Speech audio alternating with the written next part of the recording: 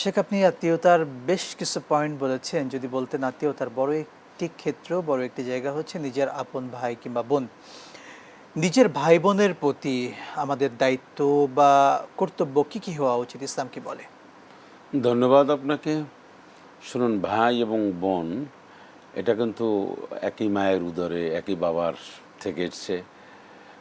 তাদের সাথে তুলনা হয় না। ভাই এবং বোন এর এর এর চেয়ে বড় আপন আর কেউ নেই পৃথিবীতে। আমরা এই আপনকে বাদ দিয়ে পরকে আপন করে নিচ্ছি যখন, তখনই এটাকে কিয়ামতের আলামত বলা হয়।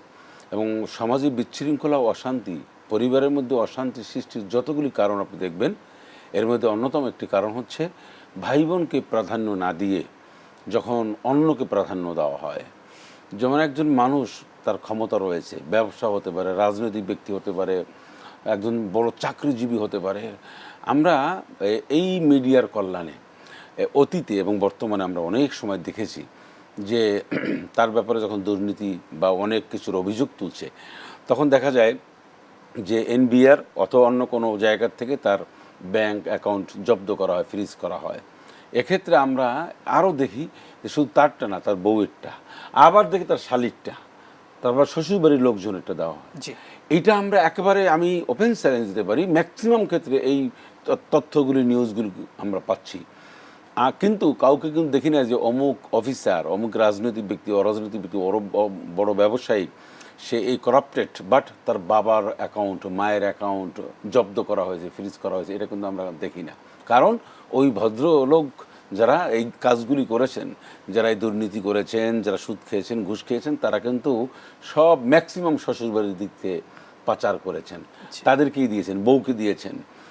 অনেক আমাদের কাছে ইতিহাস আছে যে বউ শত শত কোটি টাকা নিয়ে চলে গেছে, পরে তালাক দিয়েছে। এভাবে কিন্তু অহরহ ঘটনা ঘটেছে। এই সদ্য ঢাকা শহরে একজন বড়, এমনকি যারা বিশেষ করে প্রবাসী অনেক ভাইরা এত কষ্ট করে তারা টাকা পাঠান স্ত্রীর অ্যাকাউন্টে, এবং সেই স্ত্রী অনেক টাকা যখন হয়ে যায়, তখন সেই টাকাগুলো নিয়ে পরকীয়া প্রেমিকের সাথে চলে যায়।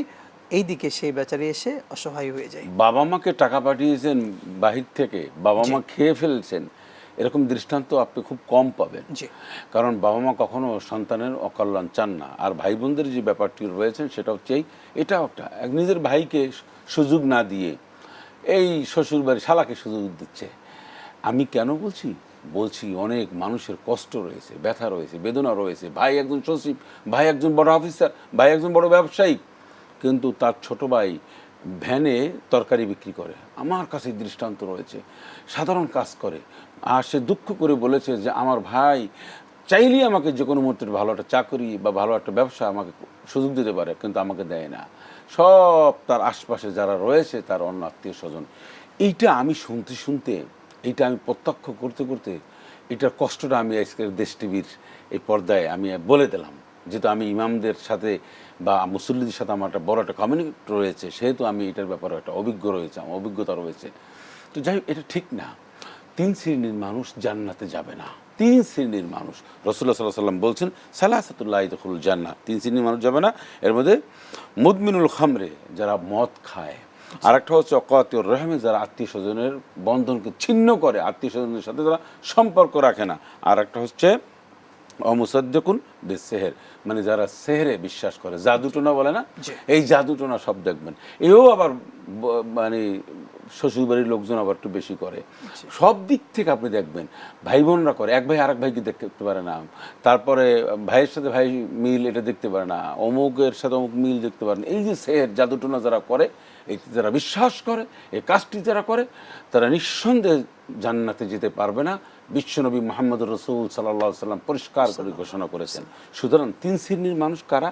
স্পষ্ট, মদ খাবে যারা, তারা জান্নাতে যেতে পারবে না। আত্মীয় স্বজনের সাথে সম্পর্ক বিচ্ছিন্নকারীরা জান্নাতে যেতে পারবে না। জাদু টোনা সেহর যারা করে বা এর সাথে সংশ্লিষ্টতা রয়েছে, পরামর্শ দেয়, এরা জান্নাতে যেতে পারবে না। পরিষ্কার কথা। তাহলে চমৎকার বেশ কিছু পয়েন্ট আমরা আপনার থেকে পেয়েছি।